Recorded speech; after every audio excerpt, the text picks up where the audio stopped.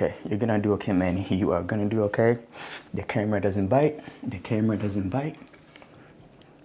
The camera doesn't bite. Hi, what was that? Hi, everybody. My name is Manny. I am a physical therapist. Welcome to my channel. You are an early adopter if you're here and watching what I have to say, so I do appreciate you all. Today, we're gonna talk about how your joints move up the chain when you take one step. It's actually a very fascinating mechanism, and it's a fascinating technology that a lot of people don't talk about behind your bones and muscles. So I wanted to share that with you all today because it's actually fundamental in terms of the things that I'll be talking about on this channel. So go ahead, stick around, and let's go. Let's go. All right, man, you ready? All right, let's go. Did I just talk to myself? I'm sorry. Okay, man, let's go. All right, so when the heel hits the ground, right, the first thing that happens is that the bone moves out to the side. It's what we call eversion. It moves out to the side.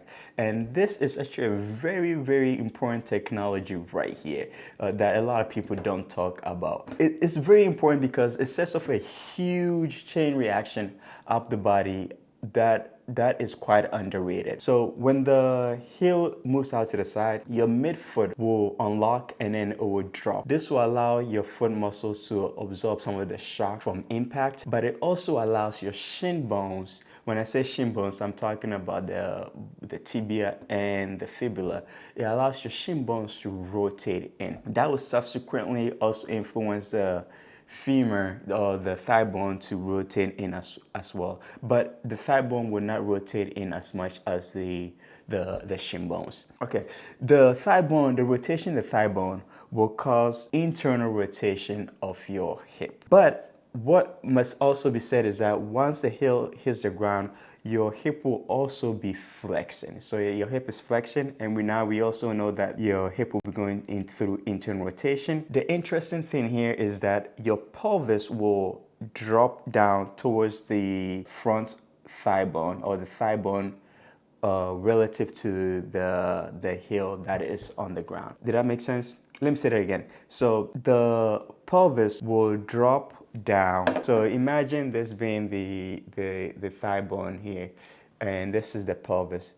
When the thigh bone moves forward, the pelvis will also drop down. So although you're getting hip abduction here, when the thigh bone is moving away from the hip joint, the pelvis will move down and will cause relative hip adduction. This is an important mechanism because it helps load the piriformis, which and your butt muscles in general, to help you absorb load as well, and then eventually propel you forward. So that's the interesting thing. So you get relative hip adduction here, you get hip internal rotation here, and then you also get hip flexion. I think that made sense. Okay, now let's move to the opposite side. After the pelvis drop, your lower spine segment of the opposite side of the leg that you just landed on will open up a bit. So open up in the frontal plane.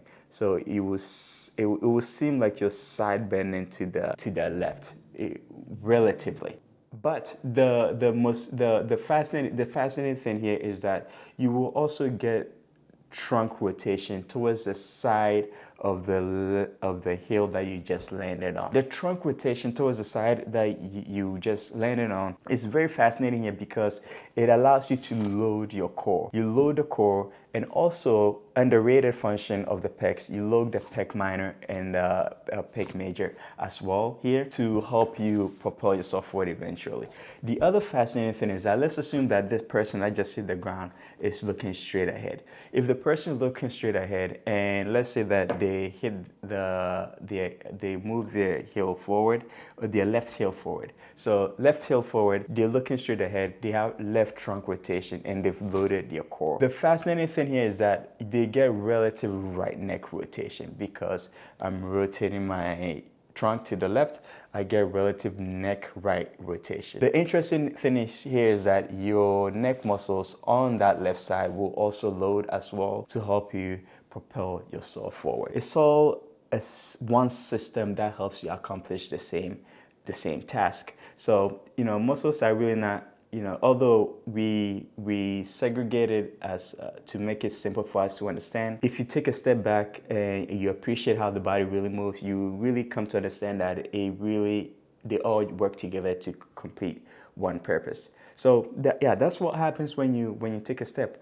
Hopefully this made sense. If it didn't, it's okay. Go back and watch the video again, or just appreciate how complex the body is. And I didn't even get to the arm swings. It's okay. So if this was fascinating to you, or if you enjoyed the knowledge I had to share, I would definitely appreciate it if you hit the like button for me. It helps me get it closer to my goals. Okay, I will see you in a couple days where we apply some of this knowledge and talk about the best type of shoes to get for your foot. All right. Okay. I'm not going to disappear now.